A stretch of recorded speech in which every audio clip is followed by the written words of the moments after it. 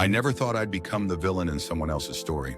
But then again, I never thought Vanessa would become the villain in mine. 3 months had passed since our breakup. 3 months of healing, of rediscovering myself, of finally feeling like I could breathe again after what had been an emotionally exhausting 2-year relationship. We'd been good once, Vanessa and I. Really good. Until we weren't. The first sign came on a Wednesday night. I was scrolling through my phone when a message from my friend Marcus popped up. "Dude, we need to talk. Call me when you can." There was something in the tone of that text that made my stomach tighten. Marcus wasn't the type for dramatics. If he said we needed to talk, something was wrong. I called him immediately. "Hey, what's up?" I tried to keep my voice casual, but there was a tremor I couldn't quite disguise. "Listen, man, I'm only telling you this because you're my friend and you deserve to know." His voice was tight, uncomfortable. "Vanessa's been saying some stuff." My heart stuttered. "What kind of stuff?" "She's telling everyone who'll listen that you were terrible in bed. Like embarrassingly bad. She's got this whole routine about it, laughing about how you never satisfied her, how she had to fake it every time." The world seemed to tilt sideways. My free hand gripped the edge of my kitchen counter, knuckles whitening. "She's... what?" "I heard her at Dave's party last weekend.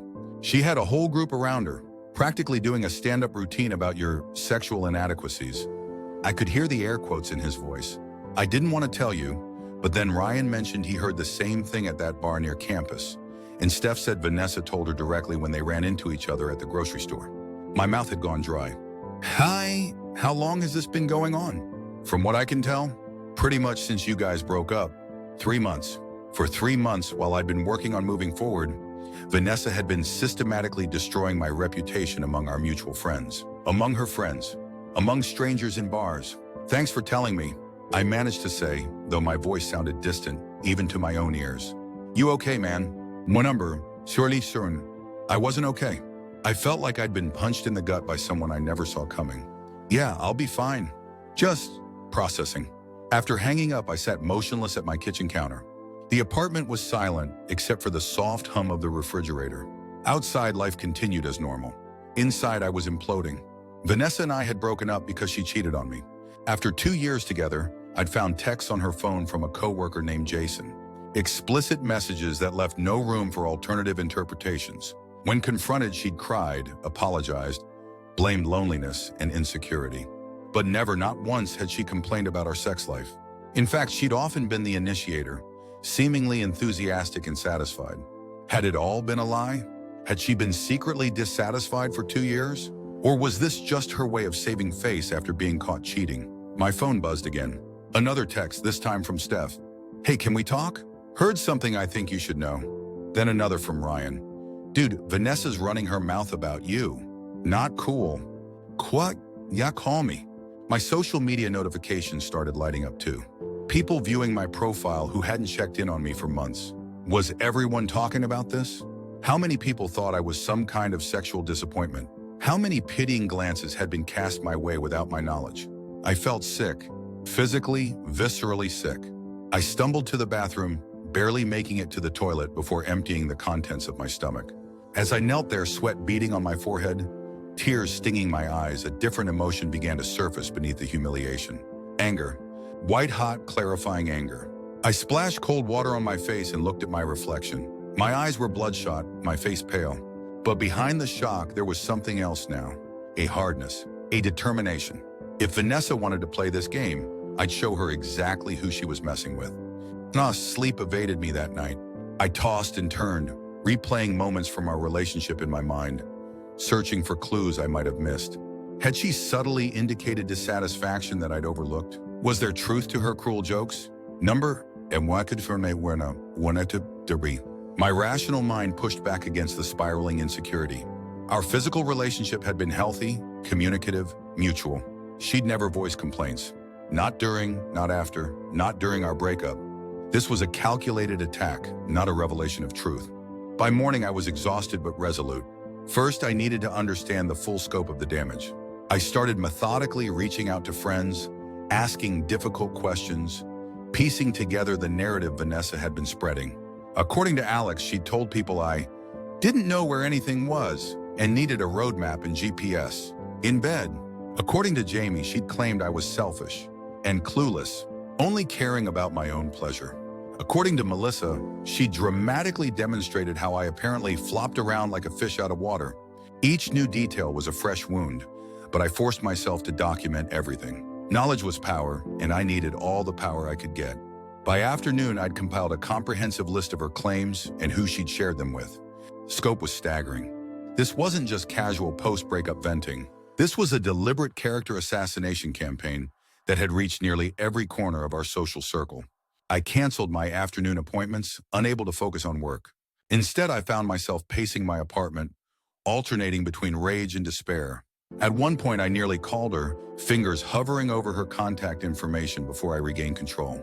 Number 6, confronting her directly would only give her the satisfaction of knowing she'd gotten to me. Besides, what would I say? Please stop telling everyone I'm bad in bed? The very conversation would be humiliating. I needed a different approach, something strategic, something that would end this once and for all. As I was contemplating my options, my phone buzzed with a text from an unknown number. Hey Alex, it's Vanessa. Got a new phone. Miss you. We should catch up sometime. My heart stopped. The text wasn't meant for me. She must have typed my name by mistake while texting someone else named Alex. Before I could process what to do, another text came through. Sorry, ignore that. Wrong Alex. A bitter laugh escaped me. Wrong Alex indeed. But in that moment, something clicked. A memory surfaced of the days after our breakup, when I discovered her infidelity. There had been texts, dozens of them, not just the ones from Jason that revealed her cheating, but her responses to me when I confronted her. Her begging for forgiveness. Her declarations that I was the best she'd ever had in every way. Her detailed recollections of intimate moments when she'd been thoroughly satisfied. I hadn't deleted them. In the chaotic aftermath of our breakup, I'd simply muted our conversation and pushed it out of my mind, focusing on healing rather than dwelling on the past. With trembling fingers, I opened our message history and began scrolling back. There they were, evidence that directly contradicted every lie she was now spreading. My mind raced with possibilities. I could share these messages, expose her lies for what they were, but that felt too impulsive, too reactive. If I was going to do this, I needed to be strategic, to think several steps ahead. I spent the rest of the evening planning, not just a simple exposure of her lies, but a methodical dismantling of the false narrative she'd constructed. This wouldn't be about impulsive revenge, it would be about calculated justice. The next few days were a blur of activity. I continued gathering information, building a clearer picture of the extent of Vanessa's rumors. I learned she'd been particularly vocal at her workplace, where she'd apparently become known for her hilarious stories about her sexually incompetent ex. She'd even taken the rumors to her family. Her sister had given me a strange, pitying look at a chance encounter at the grocery store that now made perfect, humiliating sense. Meanwhile, I began laying groundwork. I reached out to old friends I'd lost touch with during the relationship, rebuilding connections that had atrophied. I made appearances at social events I would normally have skipped, ensuring people saw me as confident and unaffected, not the pathetic figure from Vanessa's stories. All the while, I kept returning to those text messages, reading and rereading them. There was power in those words and her own admissions that directly contradicted her current claims. But wielding that power required finesse. 1 week after Marcus's initial call, I met him for drinks at a quiet bar across town, away from our usual haunts. How are you holding up? He asked, sliding a beer toward me. I took a long sip before answering. Better than you might expect. You've seemed different this week, more intense. I nodded slowly. Finding out your ex is assassinating your character tends to have that effect. Want me to talk to her? Tell her to knock it off? The offer was well-intentioned but naive. No, that would just confirm to her that she's getting to me, that her little campaign is working. Marcus leaned forward, lowering his voice. So what are you going to do? I met his gaze steadily. I'm going to wait. Wait. He looked confused. For what? For the right moment. I took another sip of my beer. Vanessa thinks she's won this round. She thinks she's rewritten our history to make herself the victim and me the inadequate ex.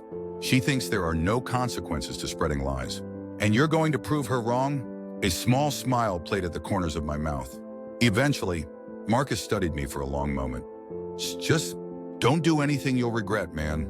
I won't regret it. I replied with certainty, but she might. 2 weeks after learning about Vanessa's rumors, I received an unexpected text from her.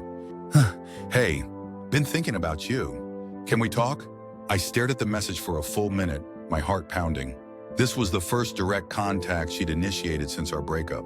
What game was she playing now? I waited 3 hours before responding with a non-committal. About what? Her reply came quickly. Just want to clear the air. Coffee sometime? The audacity was breathtaking. She wanted to clear the air, while simultaneously polluting it with toxic lies about me to anyone who would listen. For a moment, raw anger threatened to overwhelm my careful planning.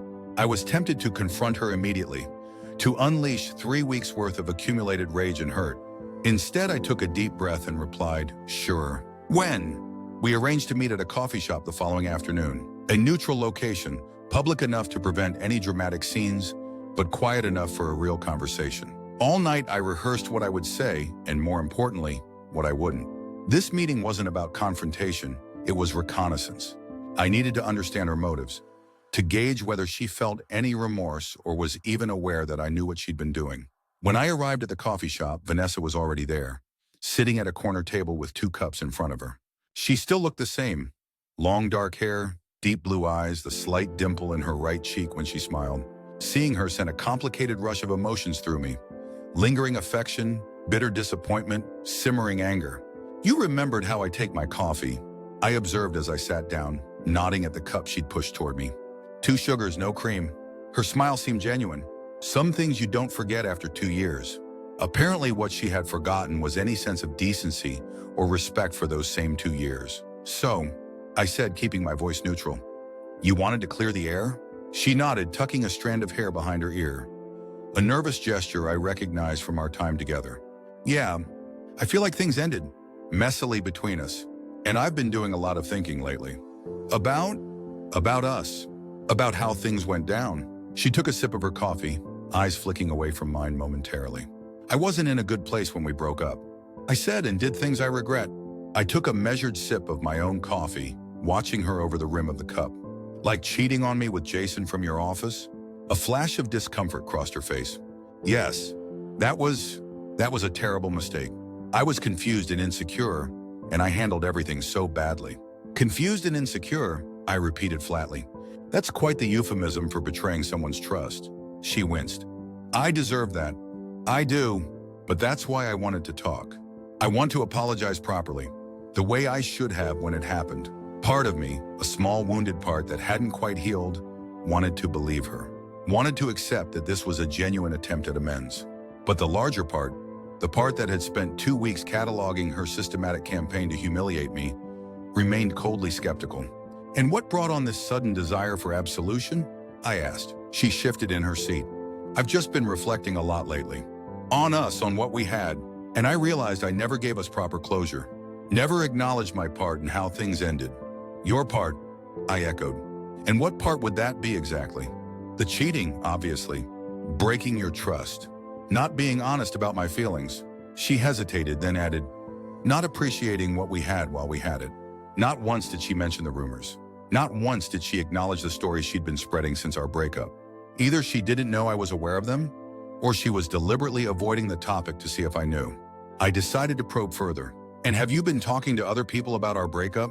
About us? A flicker of something, alarm, guilt, passed through her eyes before she composed herself. Just processing with friends, you know. The normal post-breakup stuff.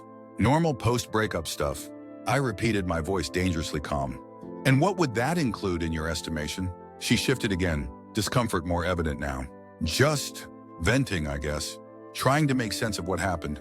And does making sense of what happened usually involve creating elaborate fictional narratives about your ex's sexual performance? There it was, the direct hit. Her face paled visibly, her fingers tightening around her coffee cup. I don't know what you're talking about. She attempted, but her voice lacked conviction. Don't you? Because I've had an interesting few weeks, Vanessa.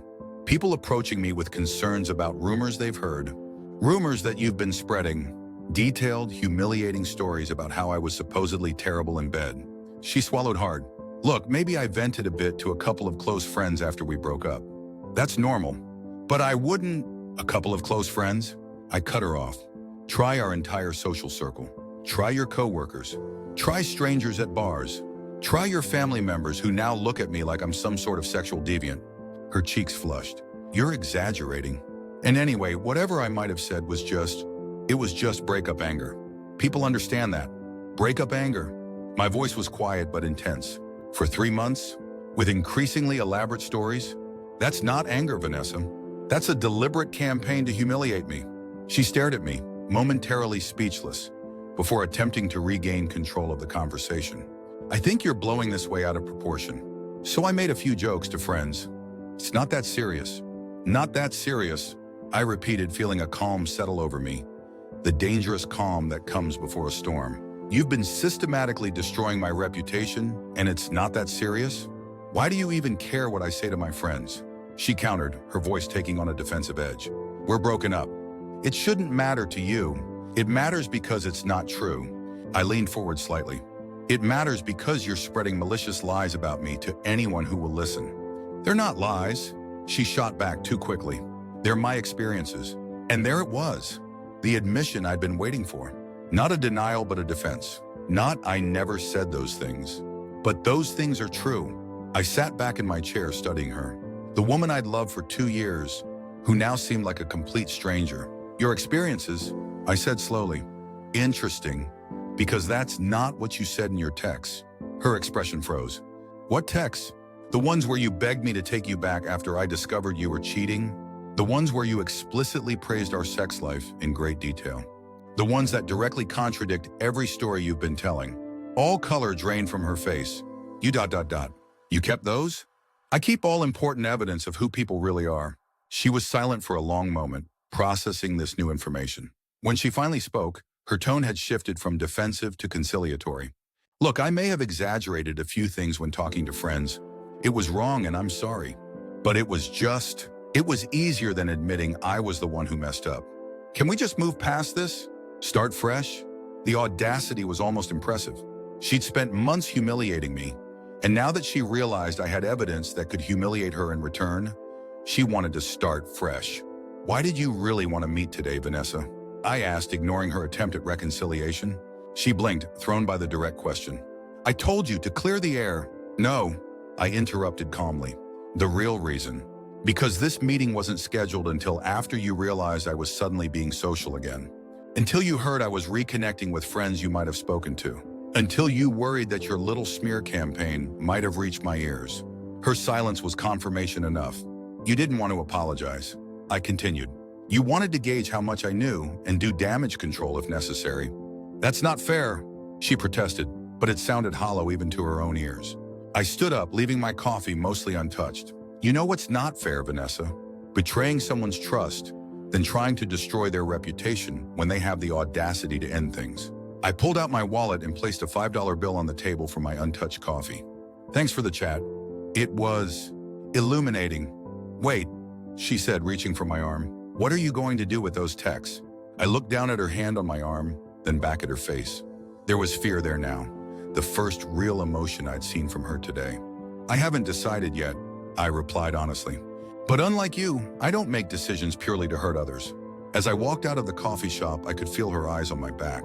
For the first time since discovering her betrayal, both the original infidelity and this new campaign of lies, I felt something like power returning to me. She had underestimated me, assumed I would either never find out about her rumors or that I would be too humiliated to confront them. She had miscalculated, and soon she would understand exactly how badly. That night, I sat on my couch reviewing the text from Vanessa again. They painted a very different picture than the one she'd been sharing with the world. Please give me another chance. You're the best I've ever had in every way. Remember that night in the cabin? I've never felt like that before. You knew exactly what to do, exactly what I needed. I miss your touch so much. No one has ever made me feel the way you do. On and on they went, desperate pleas interspersed with explicit reminders of our intimate life together. Messages that directly contradicted every rumor she'd been spreading. The temptation to immediately expose her was strong. I could forward these texts to everyone she'd lied to, watch her credibility crumble in real time. But that felt too reactive, too emotional. If I was going to do this, I wanted it to be perfect. So I continued waiting, continued planning. And as I did, Vanessa grew increasingly anxious. She texted me repeatedly in the days following our coffee shop meeting. Can we talk again? I really am sorry about everything. Please let me explain properly. I responded minimally, keeping her uncertain about my intentions. This uncertainty was clearly affecting her. According to mutual friends, she'd become jumpy, defensive, quick to change the subject whenever my name came up. She'd stopped telling her humiliating stories, apparently worried about what might get back to me, or more accurately, what might provoke me to share those texts. A week after our coffee meeting, I ran into her at a party hosted by a mutual friend. I hadn't planned to attend, but Ryan had insisted, saying I couldn't hide forever. Hiding implies fear. I'd told him, I'm not afraid. I'm strategic. Nevertheless, I'd gone, if only to show Vanessa and everyone else that her rumors hadn't destroyed me. That I was still standing, still social, still confident. The moment I walked in, I felt the atmosphere shift. Conversations paused momentarily. Eyes darted between Vanessa and me. She was standing near the kitchen, a glass of wine clutched in her hand, her face paling visibly when she spotted me. I nodded politely in her direction before moving to greet other friends, deliberately projecting an air of casual confidence. Throughout the evening, I could feel her watching me, trying to gauge my mood, my intentions. Twice she attempted to approach me, only to veer away when someone else engaged me in conversation. Finally, as I was talking with a small group that included Marcus and his girlfriend, Vanessa managed to insert herself into our circle. Hey, she said, her voice slightly higher than normal. Good to see everyone. The conversation, which had been flowing easily, suddenly became stilted. Everyone was aware of our history, aware of the tension crackling between us. Vanessa, I acknowledged with a nod, taking a sip of my drink. How have you been? She asked, clearly trying to establish a normal conversation despite the awkwardness. Better every day, I replied with a small, enigmatic smile. Marcus, sensing the tension, attempted to steer the conversation toward neutral territory. Did anyone catch the game last night? But Vanessa wasn't ready to let go. Can we talk privately for a minute? She asked me, her voice low. I considered her for a moment, aware that several people were watching our interaction with poorly disguised interest. I think we said everything that needed saying at the coffee shop. Please, she insisted, a note of desperation creeping into her voice. Just 5 minutes. Against my better judgment, I nodded and followed her to a relatively quiet corner of the party. As soon as we were alone, her composure cracked. What are you planning to do? She demanded, her voice a harsh whisper. About? Don't play dumb. About the texts. Are you going to show them to people? I studied her face, the worry lines between her brows, the tightness around her mouth. Would it matter if I did? Aren't they just your experiences, as you put it? She flinched. You know those were private. It would be a violation of trust to share them. The irony was so thick I could almost taste it. A violation of trust, I repeated slowly. Like cheating on your partner? Or like spreading humiliating lies about them to everyone you know? That's different, she insisted, though she couldn't quite meet my eyes. Is it? You've spent months violating my trust, my privacy, my reputation, but suddenly privacy matters when it's yours at stake. Look, she said, lowering her voice even further. I've stopped, okay? I'm not saying anything about you anymore. Can't we just call it even and move on? I laughed softly, incredulously. Even? You think months of character assassination versus me saying nothing and keeping to myself is even? What do you want from me? Her voice cracked slightly. An apology? Fine, I'm sorry. I was hurt and angry, and I lashed out. It was wrong. You weren't hurt and angry, I corrected her calmly. You were exposed as a cheater and embarrassed. So you created a narrative where I was the inadequate one, not you, where the relationship failed because of my supposed shortcomings, not because you betrayed my trust. She was silent, unable to deny the truth of my assessment. And you're not sorry you did it, I continued. You're sorry you got caught. You're sorry I have evidence that contradicts your lies. That's not fair, she protested weakly. No, it's not, I agreed. None of this has been fair. But life rarely is. So what are you going to do? She asked again, fear evident in her eyes now. I considered her for a long moment. Nothing, I finally said. Relief flooded her face. Nothing? For now, I clarified. I haven't decided exactly how or when to address your campaign of lies. But when I do decide, you'll be the last to know. The color drained from her face again. You can't just hold this over my head indefinitely. That's emotional blackmail. Is it? I'm not demanding anything from you. I'm not threatening you. I'm simply informing you that actions have consequences, and yours are still pending. I stepped away from her then, rejoining the main party, leaving her standing alone in the corner, visibly shaken. For the rest of the evening, she stayed far away from me, nursing her drinks, engaging in conversations that seemed forced and distracted. As I drove home that night, I reflected on our interaction. There had been a certain satisfaction in seeing her squirm, in watching her face as she realized the control she thought she had was slipping away. But it wasn't enough.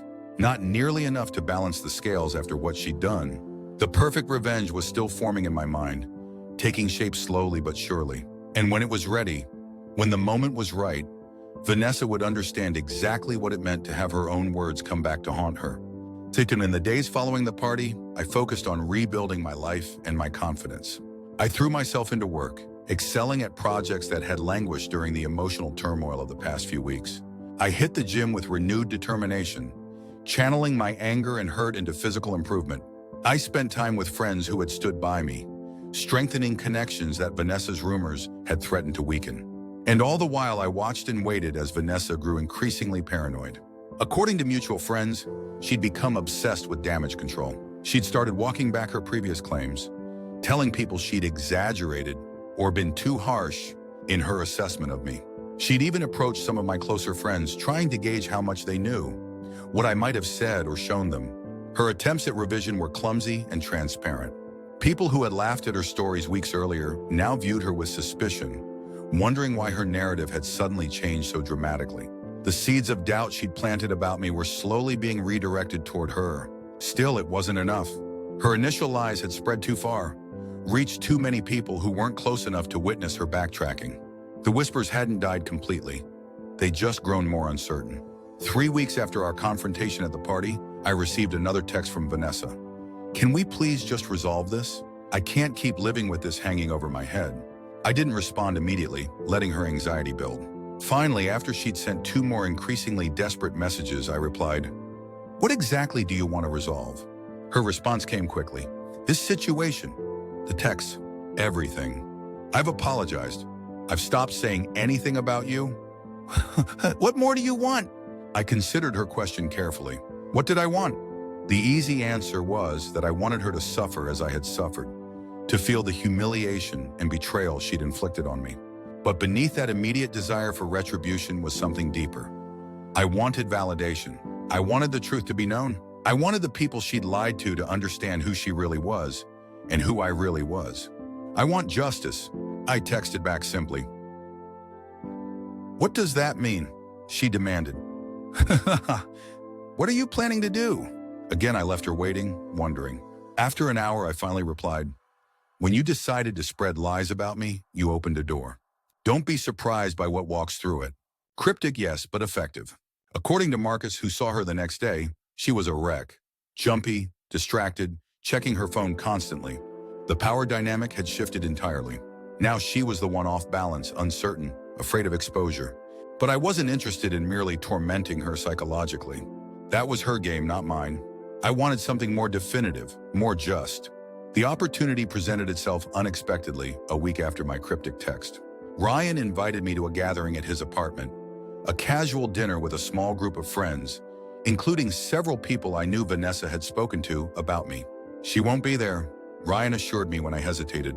"I didn't invite her. This is just friends who miss you." I agreed to attend, touched by his loyalty and slightly amused that Vanessa had managed to get herself excluded from events she would normally have been welcomed at.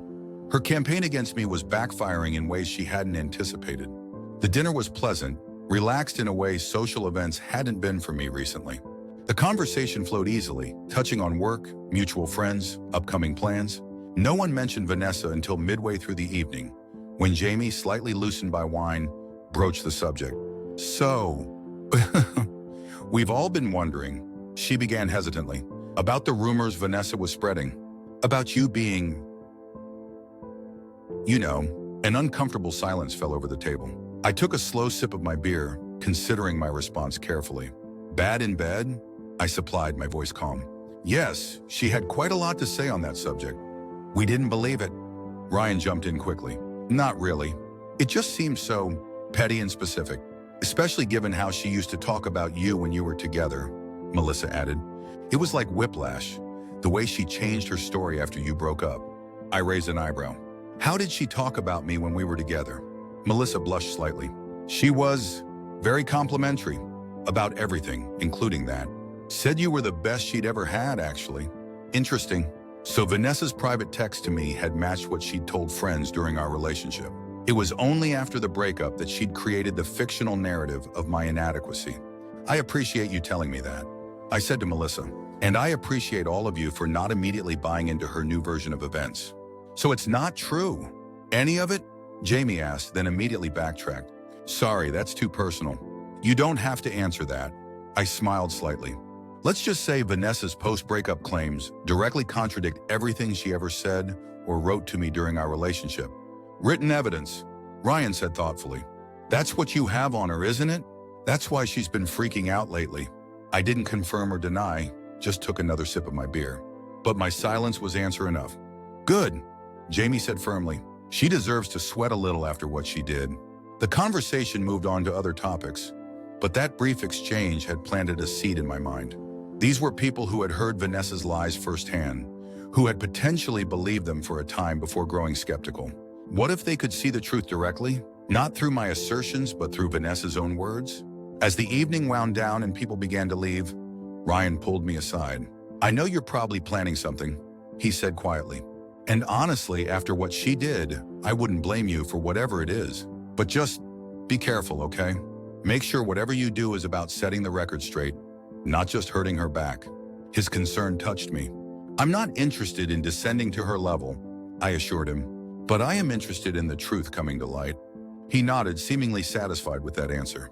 "Well, whatever you decide, you know I've got your back." As I drove home that night, my plan finally crystallized. It wouldn't be about mass exposure or public humiliation. It wouldn't be about creating maximum pain or embarrassment for Vanessa. It would be simple, targeted, and devastating in its precision. The truth presented without commentary to exactly the people who needed to see it. For the next week, I refined my plan, considering every angle, anticipating every possible outcome. I wasn't interested in a momentary victory that might later be turned against me. I wanted something clean, irrefutable, and final. During this time, Vanessa's anxiety continued to escalate. She texted me daily now, alternating between apologies, pleas, and thinly veiled threats about how sharing private messages would make me look as bad as her. I responded minimally, if at all, maintaining the psychological pressure without engaging directly.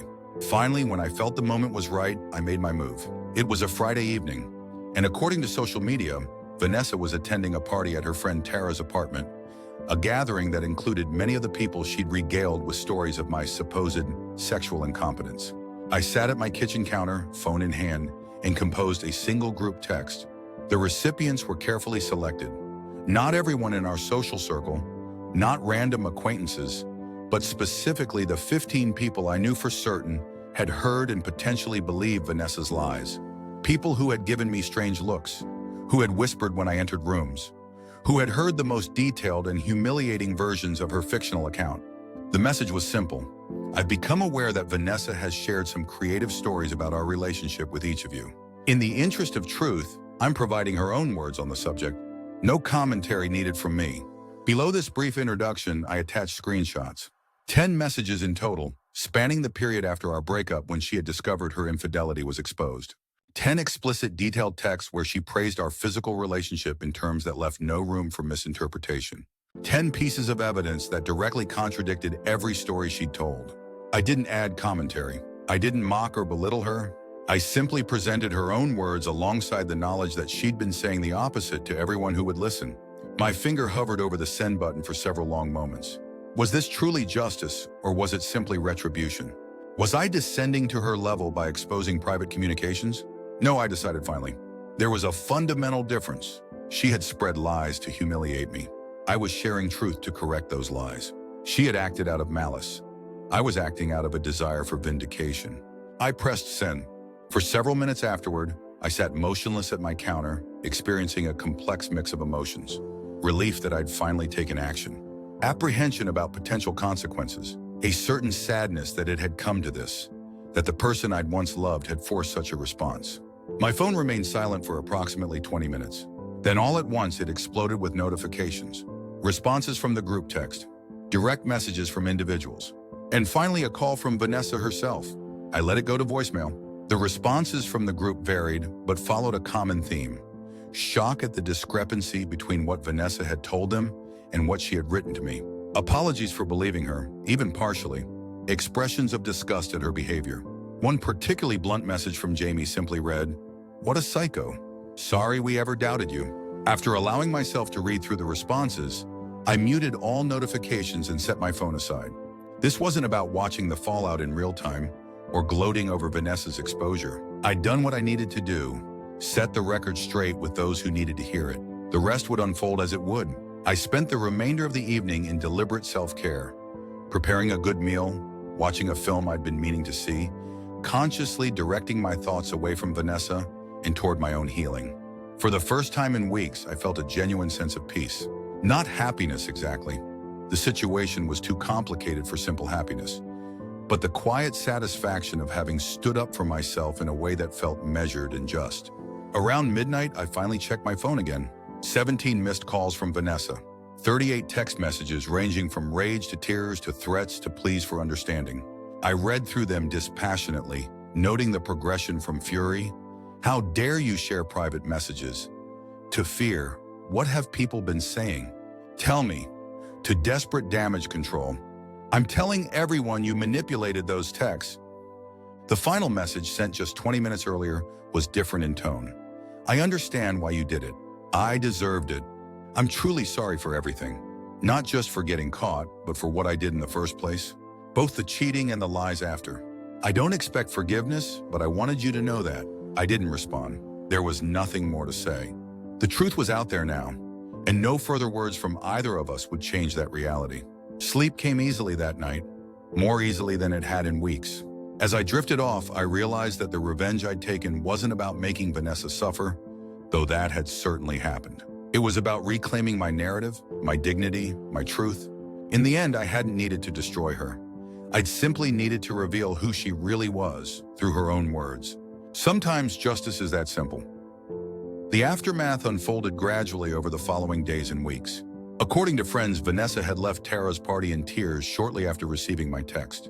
She'd attempted to claim the messages were fabricated or taken out of context, but the evidence was too clear, too specific to dismiss. More importantly, people had begun connecting dots. Those who had heard her praise me during our relationship, like Melissa had mentioned, recognized the consistency between those past comments and the texts I'd shared. Those who had witnessed her increasingly desperate attempts at damage control in recent weeks understood the reason behind her sudden change in behavior. The rumors about me died almost overnight, replaced by new whispers about Vanessa's campaign of lies. I didn't encourage these whispers. I had no interest in becoming the orchestrator of a counter-smear campaign, but I couldn't deny a certain satisfaction in knowing that the truth had prevailed. Vanessa herself went largely silent, both in our social circle and in attempts to contact me. She withdrew from group events, limited her social media presence, and generally kept a low profile. Whether this was out of genuine shame or strategic retreat, I couldn't say for certain. A month after I'd sent the text, Ryan hosted another dinner at his apartment. This time, the group was larger, including several people who hadn't been part of my targeted message, but had heard about it secondhand. As we sat around his living room after the meal, conversation flowing easily, Jamie raised her glass in my direction. "To standing up for yourself with class," she said simply. Others joined the toast, murmuring agreement. I accepted their support with a small nod, uncomfortable being celebrated for what had essentially been an act of self-defense, necessary though it had been. Later, as people broke into smaller conversation groups, Marcus pulled me aside. "Heard Vanessa's moving," he said quietly. "Taking a job in another city."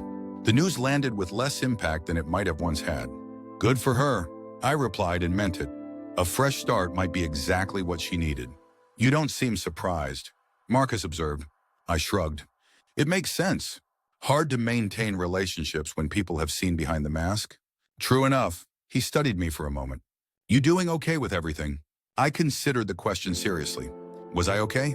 The hurt of Vanessa's betrayal, both the initial infidelity and the subsequent character assassination, hadn't disappeared entirely. There were still moments when the memory would sting, when I'd wonder how someone I'd trusted so completely could turn on me so thoroughly. But those moments were growing fewer and farther between, overtaken by a renewed sense of self. I was sleeping better, working better, living better. I'm getting there, I told Marcus honestly. One day at a time. He nodded, satisfied with the answer. Well, for what it's worth, I think you handled it all better than most people would have. You could have gone scorched earth, shared those texts with everyone she knows, really tried to destroy her. But you just set the record straight with the people who needed to hear it. That shows character. His words settled over me, validating the careful line I tried to walk between justifiable defense and needless cruelty. Thanks, I said simply. That means a lot. As the evening continued, I found myself engaged in a conversation with Steph, who had been one of the first to warn me about Vanessa's rumors. I ran into her yesterday, actually. Steph mentioned casually. At that coffee shop near her apartment. How was that? I asked, curious despite myself. Awkward, Steph admitted. She seemed, I don't know, smaller somehow. Less certain of herself. She asked about you, actually. What did she want to know? If you were okay, if you seemed happy. Steph tilted her head, studying me. I told her you seemed better than okay, that you'd moved past everything and were focused on your own life now. And what did she say to that? She just nodded and said that was good, that you deserved to be happy. Steph paused, then added, I think she actually meant it. I absorbed this information in silence. There was a time when knowing Vanessa still thought about me, still cared about my well-being in some capacity, would have meant something significant.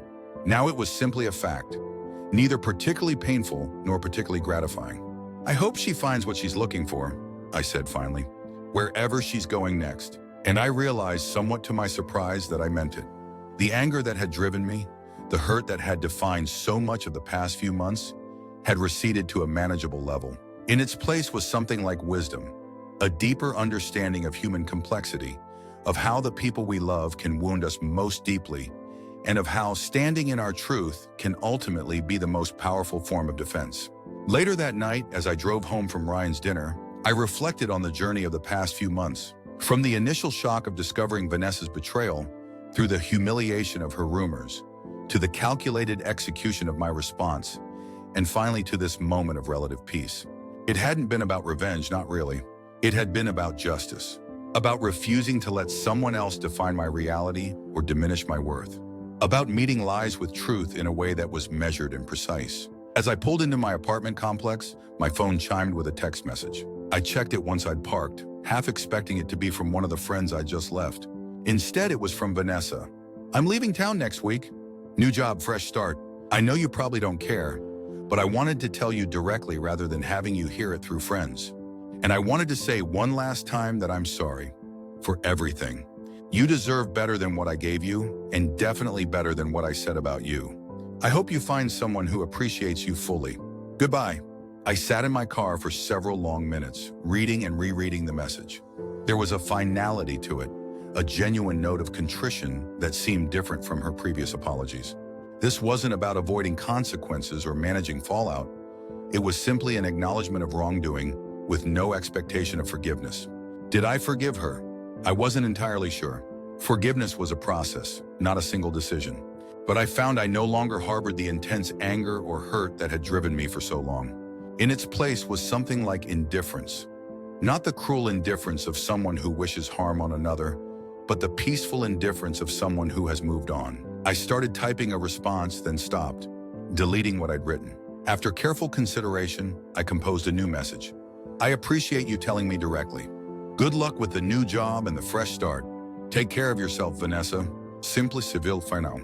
I pressed send, then put my phone away and headed up to my apartment. As I entered my living space, the same rooms where I'd received the initial call from Marcus, where I'd vomited from the shock of Vanessa's betrayal, where I'd planned my careful response, I was struck by how different everything felt now. The apartment was the same, but I was not. I had been tested, wounded, pushed to my limits, and I had emerged stronger, more certain of myself and my boundaries. Vanessa's lies hadn't defined me. Her attempts to diminish me had ultimately failed. And in responding as I had, with truth rather than matching lies, with precision rather than unbridled rage, I had maintained my integrity even in the midst of justified anger. There was a certain power in that realization, a quiet confidence that I carried with me as I moved through my evening routine. Whatever came next in my life, new relationships, new challenges, new joys, I would face it with this hard-won wisdom. The knowledge that sometimes the most perfect revenge isn't revenge at all, but simply the unvarnished truth delivered exactly when and where it's needed most. And sometimes that's more than enough. 6 months passed like a gentle exhale after holding my breath for too long. Winter melted into spring, and spring bloomed into summer. Life settled into a comfortable rhythm that had seemed impossible during those chaotic weeks following Vanessa's betrayal. I threw myself into work, earning a promotion that came with a corner office and a substantial pay increase. I renovated my apartment, replacing the furniture Vanessa and I had chosen together with pieces that reflected only my taste. I reconnected with old friends who had drifted away during our relationship and made new ones through a hiking group I joined on a whim. The whispers about me had stopped completely. In their place was a new respect, not for how I'd exposed Vanessa's lies, but for how I'd handled myself afterward. I hadn't gloated. I hadn't continued to spread stories about her. I'd simply set the record straight and moved on with my life. According to mutual friends, Vanessa had settled into her new city and new job. She'd deleted most of her social media accounts and created new ones with stricter privacy settings. She'd reached out to apologize to several people she'd lied to about me, though these apologies were met with varying degrees of acceptance. For the most part, she seemed to be doing what I was doing, healing, growing, moving forward. And I was genuinely glad for that. The anger that had once consumed me had faded to a dull ache that surfaced only occasionally, usually late at night when memories tend to creep unbidden into one's mind. But even those moments grew less frequent, less intense, until they were merely footnotes in the story of my life rather than defining chapters. "You should get back out there," Marcus insisted one Friday night as we sat at our favorite bar. "It's been what, 9 months since you and Vanessa broke up?" "Almost 10, I corrected, taking a sip of my beer. "Exactly my point," he said, gesturing emphatically with his glass. "That's practically a lifetime in dating years." I laughed, shaking my head. "I've been on dates. 2 coffee meetings and 1 dinner where you accidentally scheduled a work call halfway through doesn't count as dating," Marcus countered. "I'm talking about actually opening yourself up to something real again." I couldn't argue with his assessment. The truth was, I had been keeping potential relationships at arm's length. The few dates I'd gone on had been carefully controlled, limited in time and emotional exposure. I'd made sure to have exit strategies ready, reasons to leave early or avoid follow-up meetings. "It's not that easy," I said, tracing the condensation on my glass.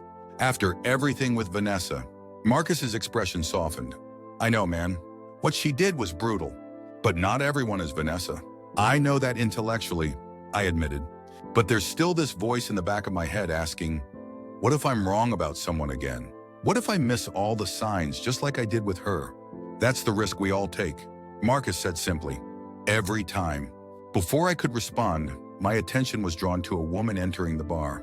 She was tall, with curly auburn hair falling just past her shoulders, wearing a simple green dress that complemented her warm brown skin. There was something immediately striking about her. Not just physical beauty, though she had that in abundance, but a presence, a quiet confidence in the way she moved. Marcus followed my gaze and smiled knowingly. "Now that's more like it." "Shut up," I muttered, quickly averting my eyes. "I was just looking. So go talk to her." "I don't think so." "Come on," Marcus pushed. What's the worst that could happen?" Based on recent experience, she could systematically destroy my reputation and emotional well-being. Marcus winced. "Okay, fair point. But statistically speaking, that's unlikely to happen twice in a row." Despite myself, I laughed. "Your optimism is touching but misplaced." "Fine," Marcus sighed dramatically. "If you won't approach her, I will. She looks like she could be perfect for my cousin David." "Your cousin who still lives with his mother at 35 and collects taxidermied rodents?" "The very same," Marcus grinned, rising from his seat. "Last chance to claim dibs before I set her up with Ratman." "You're a terrible person," I informed him, but I was already standing, straightening my shirt and running a hand through my hair. "Fine. One conversation. That's all I ask," Marcus said innocently, as though he hadn't just manipulated me perfectly. As I approached the woman at the bar, I felt a flutter of anxiety in my chest. It had been so long since I'd done this. Approached someone purely out of interest, with no introduction, no context, no safety net. Part of me wanted to turn around, to retreat to the comfortable safety of Marcus's company and my carefully constructed emotional walls. But a stronger part propelled me forward. Maybe it was time. Maybe this was the next step in truly moving past what Vanessa had done. "Excuse me," I said as I reached the bar. "Is this seat taken?" She turned and I was momentarily struck by her eyes. A warm amber color that seemed to catch the low lights of the bar. She smiled, a small, slightly cautious expression. "No, it's free."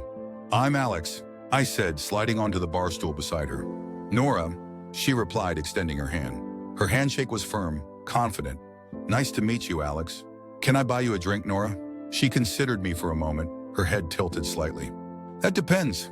Are you going to use the time it takes me to drink it to tell me your entire life story, including all your unresolved trauma and complicated relationships with your parents?" I blinked, surprised by her directness, then found myself laughing genuinely. I was planning to save that for at least the second drink. First drink is usually reserved for deceptively charming small talk. In that case, she smiled, a real smile this time that reached her eyes. "I'll have a gin and tonic." As I signaled the bartender, I caught Marcus watching from our table, giving me an exaggerated thumbs up. I rolled my eyes at him before turning my attention back to Nora. The conversation flowed more easily than I'd expected. Nora was a landscape architect who had recently moved to the city for a major public park project. She was intelligent, witty, and refreshingly straightforward. When she spoke about her work, her face lit up with genuine passion. When she listened to me, she did so with complete attention, asking thoughtful follow-up questions. One drink turned into two, and before I knew it, 2 hours had passed. Marcus had long since left, sending me a text that simply read, "You're welcome. Don't screw it up." I should probably get going, Nora said eventually, glancing at her watch. "Early meeting tomorrow." "Of course," I nodded, trying to hide my disappointment. "It was really nice meeting you, Nora." She smiled, gathering her purse. "It was nice meeting you too, Alex." There was a moment of hesitation between us, that familiar uncertainty of endings and potential beginnings. I took a breath and decided to take one more risk. "I'd love to see you again sometime. Maybe dinner next week?" Nora studied me for a moment, her expression unreadable. Then she reached into her purse and pulled out a business card. "I'd like that," she said, handing me the card. "Call me." As she walked away, I felt something I hadn't experienced in months. A simple, uncomplicated lightness. Hope, maybe. The possibility of something new. 3 weeks later, Nora and I had settled into a comfortable rhythm of dating. We'd had dinner twice, gone to a museum exhibition, and spent a Saturday afternoon hiking a nearby trail. Each meeting revealed new layers to her. Her dry humor, her thoughtfulness, her ability to see beauty in unexpected places. I found myself gradually lowering the walls I'd built since Vanessa. Not completely, not all at once, but brick by brick. I still caught myself holding back sometimes.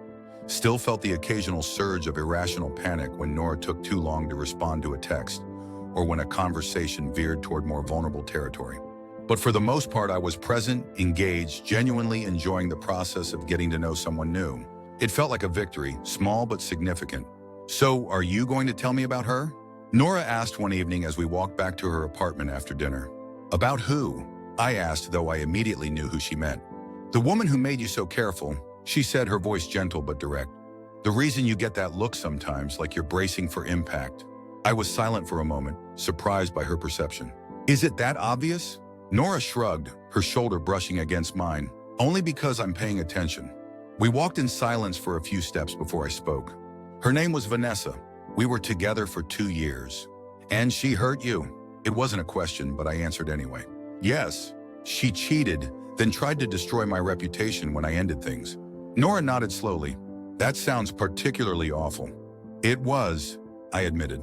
"For a while it consumed me. The betrayal, the humiliation, planning how to set the record straight." "And did you set the record straight?" "Eventually, yes. In a way that I could live with." We reached her apartment building, and she turned to face me, her expression serious. "Thank you for telling me." "Thank you for asking," I replied, meaning it. Most people dance around the subject or pretend not to notice. "I'm not most people," she said with a small smile. "And dancing has never been my strong suit." I laughed, feeling a wave of affection for her straightforwardness. "I'm figuring that out." "You good?" She leaned in and kissed me softly. "For the record, I'm not Vanessa." "I know," I said, looking into her amber eyes. "You're Nora." She nodded, satisfied. "Exactly. Remember that."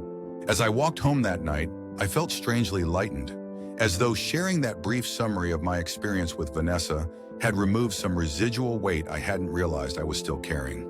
Nora's direct acknowledgement, free from pity or morbid curiosity, had been unexpectedly healing. Maybe Marcus was right. Maybe it was time to fully re-engage with life, with the possibility of connection, even with the inherent risks that entailed. The first sign that my carefully reconstructed peace was about to be disrupted came on a Tuesday afternoon, nearly 4 months after Vanessa had left town. I was in my office reviewing design proposals for a new client when my phone lit up with a text from Ryan. "Heads up, Vanessa's back in town. Apparently permanent." I stared at the message, waiting for the rush of anxiety or anger that I expected to follow this news. But what came instead was a mild surprise followed by an almost clinical curiosity. Why had she returned? Had her new job not worked out? Or was it something else entirely? "Thanks for letting me know," I texted back. "Any particular reason she's back?" "Not sure. Jamie ran into her at that coffee place near your old apartment. Said she mentioned something about a promotion that brought her back to the home office." I nodded to myself. That made sense. Vanessa had always been career-driven, ambitious. If a better opportunity had presented itself back here, of course she would take it. "Everything okay?" Ryan asked when I didn't immediately respond. "Yeah," I replied, surprised to find it was true. "All good. Just unexpected news." I set my phone down and turned back to my work, determined not to let this development derail my day. And for the most part, I succeeded. The knowledge of Vanessa's return remained at the periphery of my consciousness, a mild distraction rather than an all-consuming preoccupation. That evening, I mentioned it casually to Nora as we cooked dinner together at my apartment. "My ex is apparently back in town," I said, chopping vegetables for the stir-fry we were preparing. "The one I told you about." Nora glanced up from the garlic she was mincing, her expression neutral. "How do you feel about that?" I considered the question carefully. "Honestly, less than I expected to. It's strange knowing she's here again, but it doesn't feel significant the way it might have a few months ago." Nora nodded, returning to her task. "That's good. Progress. Or emotional numbness," I joked. "Hard to tell the difference sometimes." She laughed, pointing her knife at me playfully. "Trust me, you're not emotionally numb. You teared up during that dog food commercial yesterday. It was a very emotional reunion between man and his elderly rescue dog." I defended myself, grinning. "Only a monster wouldn't be moved." Nora's smile softened. "Seriously though, if you need to talk about it more, or if things get complicated with her being back, I'm here." The simple offer touched me. "Thank you, but I think it'll be fine. The city's big enough for both of us." I believed that at the time, genuinely believed that Vanessa's return would be a footnote in my life, nothing more. That we could exist in the same city without our orbits ever needing to intersect again. I was wrong. The first direct contact came 3 weeks after I learned of Vanessa's return. I was leaving a client meeting downtown when I spotted her across the street, emerging from an office building. She was dressed in a sleek gray suit, hair shorter than I remembered, styled in a sophisticated bob that framed her face. For a moment, I considered simply walking in the opposite direction, avoiding the potential awkwardness of an encounter. But before I could decide, she looked up and our eyes met across the busy street. A flash of surprise crossed her face, followed by something more complex, uncertainty perhaps, or discomfort. She hesitated for a second, then raised her hand in a tentative wave. Social convention and basic politeness left me little choice but to acknowledge her. I nodded briefly, offering a small distant smile before turning to walk toward the parking garage where I'd left my car. I'd made it perhaps 20 feet when I heard her voice behind me. "Alex." I stopped, took a breath, and turned around. Vanessa stood a few feet away, her expression carefully composed. "Vanessa," I replied, my voice neutral. "I heard you were back." She nodded, adjusting the strap of her bag on her shoulder, a nervous gesture I recognized from our time together. "Yes, about a month now. Promotion to the main office. Congratulations." "Thank you." She glanced around, as if uncertain how to proceed. "You look well." "I am well," I said simply. An awkward silence fell between us. 2 years together, and now we were exchanging pleasantries like distant acquaintances, which I supposed was exactly what we had become. "Listen," she said finally, "I know this is awkward, but since we're bound to run into each other occasionally, I wanted to say..." She paused, seeming to choose her words carefully. "I meant what I said in my last message before I left. I'm truly sorry for everything. The cheating, the lies afterward, all of it. I studied her face, looking for signs of the manipulation I'd grown so accustomed to during the aftermath of our breakup.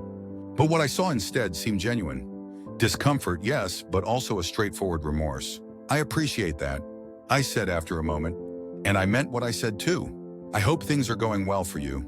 She smiled slightly, relief visible in her eyes. They are different, but good. She hesitated, then added, I've been seeing someone for my... She made a vague gesture toward her head. Issues. It's been helpful. I'm glad, I said, and found that I meant it. The idea of Vanessa seeking therapy, working on whatever had driven her destructive behavior, was unexpectedly positive. Another silence fell, this one slightly less tense than the first. Well, she said eventually, I should get going. Meeting in 15 minutes. Of course. She took a step back, then paused. It was good to see you, Alex. Take care. You too, I replied. As I watched her walk away, I was struck by how ordinary the interaction had been. No dramatic confrontations, no rehashing of old wounds. Just a brief, civil exchange between two people with a complicated history. I continued to my car, processing the encounter. I'd expected to feel more, anger perhaps, or anxiety, or even the lingering attraction that sometimes persists despite logic and better judgment. Instead, what I felt was a curious detachment, as though I was watching a scene from someone else's life unfold. By the time I reached my apartment that evening, the encounter had faded to a minor event in an otherwise busy day. I mentioned it to Nora when she called that night, more as an interesting anecdote than a significant emotional experience. How was it seeing her? Nora asked, her voice calm but attentive. Strange but anticlimactic, I admitted. Like running into someone from high school you haven't thought about in years. That's probably healthy, Nora observed. Better than having a meltdown in the middle of downtown, I laughed. Definitely better than that, though it might have made for a more interesting story. I like boring where exes are concerned, she said. Boring means you're moving on. Then I must be making excellent progress, I replied. Because it was supremely boring, we moved on to other topics. Her latest project, a dinner we were planning with friends that weekend, a film we both wanted to see. Vanessa's return to my life had been brief and inconsequential, a small ripple in otherwise calm waters, or so I thought. The second sign that things weren't going to remain as simple as I'd hoped came a week later. At an industry networking event I'd been reluctant to attend, but had been pressured into by my boss. I'd been there perhaps 30 minutes, making obligatory small talk with potential clients and competitors alike, when I saw her across the room. Vanessa was deep in conversation with a tall man in an expensive suit. Gregory Wilson, CEO of one of the largest marketing firms in the city, and more relevantly, one of my company's biggest clients. I felt a flicker of unease as I watched them. Vanessa worked in a different industry entirely, financial services, not marketing or design. There was no professional reason for her to be speaking with Wilson, especially not with the animated familiarity I was witnessing. I turned away, focusing on my own conversation with a potential new client. But my attention kept drifting back to Vanessa and Wilson, watching as she laughed at something he said, touched his arm lightly, leaned in to speak more intimately over the noise of the crowded room. It was a dynamic I recognized all too well. Vanessa at her most charming, most engaged. The version of herself she presented when she wanted something. Earth to Alex, my colleague Jason said, waving a hand in front of my face. You still with us? I blinked, dragging my attention back to the conversation at hand. Sorry. Thought I saw someone I knew. Jason followed my gaze briefly before turning back with a knowing look. Ex-girlfriend? Something like that. Want to relocate to a different part of the room? He offered. I shook my head. No, it's fine. She's not the problem. I'm just curious why she's talking to Gregory Wilson. Jason raised an eyebrow. Wilson? That's not great. He's notoriously loyal to whoever has his ear last. I'm aware, I said, taking a sip of my drink to mask my growing discomfort. Want me to find out what that's about? I hesitated, tempted by the offer, but wary of appearing paranoid or unprofessional. No, I'm probably overreacting. Let's focus on why we're here. We resumed our conversation, but my mind wasn't fully engaged. A part of me was tracking Vanessa's movements through the room, noting how she seemed to be methodically working her way through a very specific subset of attendees, all people connected to my company or our major clients. By the time I left the event, a cold knot of suspicion had formed in my stomach. This wasn't coincidence. Vanessa's return, her sudden interest in my professional circle, the targeted networking. It felt deliberate, calculated. But to what end? What could she possibly gain from inserting herself into my professional life? We worked in different industries, with different goals and client bases. Unless, of course, this wasn't about professional gain at all. Unless this was personal. I pushed the thought away as I drove home, telling myself I was being paranoid, seeing patterns where none existed. Vanessa had apologized, had seemed genuine in our brief interaction downtown. She was getting therapy, working on herself. There was no reason to believe she was orchestrating some elaborate scheme to undermine me. And yet a small voice in the back of my mind whispered caution. I'd underestimated her once before, had failed to see the destruction she was capable of until it was already unfolding around me. Could I really afford to make the same mistake twice?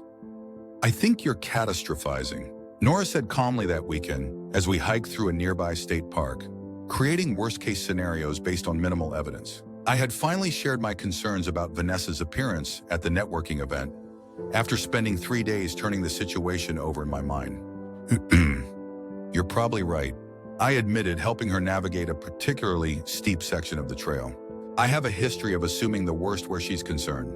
With good reason, Nora pointed out, her hand warm in mine as I pulled her up beside me. But that doesn't mean your past patterns with her are destined to repeat. I know that intellectually, but emotionally you're still waiting for the other shoe to drop. She finished for me. I nodded, grateful for her understanding. Exactly. We continued walking in companionable silence for a few minutes, the autumn leaves crunching beneath our boots. The day was perfect, crisp, clear, the foliage around us a brilliant mosaic of red and gold and orange. What would help you feel more secure about this? Nora asked eventually. What would make you believe this isn't some elaborate revenge scheme? I considered the question seriously. Honestly, I don't know. Time, maybe. If nothing happens, if she just continues living her life and our paths occasionally cross without incident, I'll eventually accept that my concerns were unfounded. And in the meantime, I stay alert but don't let it consume me. I decided I refuse to give her that kind of power over my peace of mind again. Nora smiled, squeezing my hand. That sounds like a healthy approach. We reached a clearing with a stunning view of the valley below, stopping to take in the panorama of autumn color. It's beautiful, Nora breathed, her face upturned to the warm sunlight filtering through the trees. I looked at her, really looked at her, and felt a surge of gratitude for her presence in my life. Her steadiness, her directness, her ability to acknowledge my concerns without feeding into them. In that moment, I realized how far I'd come from the wounded, suspicious person I'd been in the aftermath of Vanessa's betrayal. Yes, I agreed, still watching her rather than the view. It is. She caught me looking and smiled, the corners of her eyes crinkling. You're supposed to be admiring the foliage, not me. I can appreciate multiple forms of beauty simultaneously, I replied, pulling her closer. It's a talent. She laughed, leaning into me. Very smooth. As we stood there together, the world spread out below us in a tapestry of color, I made a decision. I would not allow the ghost of Vanessa to haunt this new chapter of my life. I would be cautious, yes, but not paralyzed by suspicion or fear. Whatever she was or wasn't planning, I would face it as the person I was now, not the person I had been when she broke me. Plus, my resolution was tested sooner than I expected. The following Monday, I arrived at work to find an unusual tension in the office. Conversations stopped when I entered rooms. Colleagues gave me strange, almost pitying looks. My assistant seemed nervous, jumping slightly when I greeted her. What's going on? I asked her directly. Did someone die or something? She bit her lip, glancing toward my boss's office. Mr. Harrington wants to see you as soon as you get in. About? He didn't say, just that it was urgent. I nodded, trying to ignore the prickle of unease traveling up my spine. I'll go right now. As I approached Thomas Harrington's office, I mentally reviewed recent projects, searching for anything that might have gone wrong, any mistake that could explain the strange atmosphere. Everything had been running smoothly as far as I knew. Our client satisfaction metrics were up, our recent campaigns had been well received, my team's performance reviews were overwhelmingly positive. I knocked on Harrington's door, entering when I heard his gruff, "Come in." He was sitting behind his desk looking unusually serious. Beside him stood Lauren from HR, her expression carefully neutral in that way HR professionals perfect. My stomach dropped. This wasn't about a project. This was about me. Take a seat, Alex, Harrington said, gesturing to the chair across from him. I sat, maintaining a composed exterior, despite the alarm bells ringing in my head. "What's this about, Thomas?" He exchanged a glance with Lauren before responding. "We've received a complaint about you." "A complaint?" I repeated. "From whom?" "That's confidential at this stage," Lauren interjected smoothly. "But the nature of the complaint is serious enough that we need to address it immediately." "I can't address something if I don't know what it is," I pointed out, struggling to keep my voice even. Harrington sighed, looking uncomfortable. "The complaint alleges that you've been sending inappropriate messages to a female professional in our industry. Messages of a sexual nature, despite being asked to stop." The world seemed to tilt sideways for a moment. "What? That's absurd. I haven't—" "There are screenshots, Alex." Lauren cut in, her voice gentle but firm. "Text from your number with your name, your photo." "That's impossible," I insisted. "I haven't sent inappropriate messages to anyone." "There must be some mistake."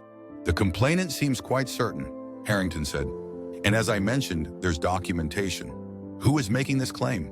I demanded, my mind racing. "I have a right to know who's accusing me." Lauren and Harrington exchanged another look. "Given the nature of the situation and your past connection, we thought it best to disclose that the complaint comes from Vanessa Mitchell." Vanessa. Of course it was Vanessa. The pieces suddenly clicked into place. Her return to the city, her appearance at the networking event, her conversations with people connected to my company. "She's lying," I said flatly. "Whatever she's shown you, it's fabricated." "That's a serious accusation," Lauren noted. "So is claiming I sent sexual messages when I didn't." I countered. "Vanessa and I have a complicated history. We dated for 2 years. When I ended things after discovering she was cheating, she tried to damage my reputation among our friends. Now she appears to be trying to damage my professional reputation as well." Harrington frowned, clearly uncomfortable with the personal details. "Be that as it may, we have to investigate any complaint of this nature seriously. Until we determine the facts, you'll be placed on administrative leave." "Administrative leave?" I echoed incredulously. "Based on an accusation from my vindictive ex-girlfriend with no actual evidence?" "There is evidence, Alex," Lauren reminded me gently. "Screenshots that appear to show messages from you." "Appear being the operative word," I said, fighting to keep my voice steady. "Those messages don't exist because I never sent them. Whatever she's shown you has been manipulated or fabricated. We'll be conducting a thorough investigation," Lauren assured me. "We're not making any final determinations at this point." "How long will this investigation take?" I asked, unable to keep the sarcasm from my voice. "As long as necessary to establish the facts," Harrington replied. "In the meantime, you'll continue to receive your salary, but you're not to come into the office or contact clients until this is resolved." I sat back in my chair, momentarily speechless with anger and disbelief. After everything, after the months of healing, of rebuilding, of moving forward, Vanessa had found a new way to insert herself into my life and create chaos. "I want to see these alleged messages," I said finally. "That's not standard protocol," Lauren began. "I don't care about protocol," I interrupted. "If I'm being accused of something I didn't do, I have a right to see exactly what I'm being accused of." Harrington hesitated, then nodded. "I think that's fair, Lauren. He should know what he's dealing with." Lauren reluctantly pulled a folder from her bag and extracted several printed pages, which she slid across the desk to me. I looked down at what appeared to be screenshots of text messages. My name, my photo, my phone number, all correct. But the content was nothing I'd ever written. "I still think about how you looked that night. Can't stop remembering how you felt. I know you said to stop messaging you, but I can't help myself. Just meet me once. One drink. Then I'll leave you alone if that's what you want." On and on they went, becoming increasingly explicit and, in the later messages, increasingly desperate and aggressive after apparent rejections.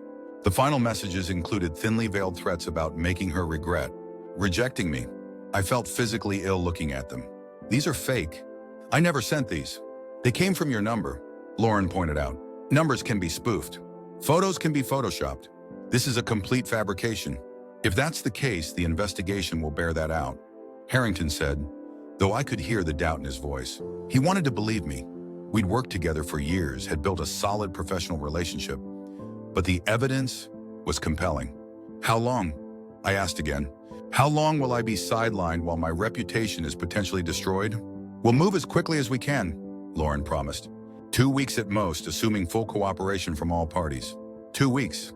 2 weeks of exile from my workplace, of colleagues wondering what I'd done, of clients potentially hearing rumors.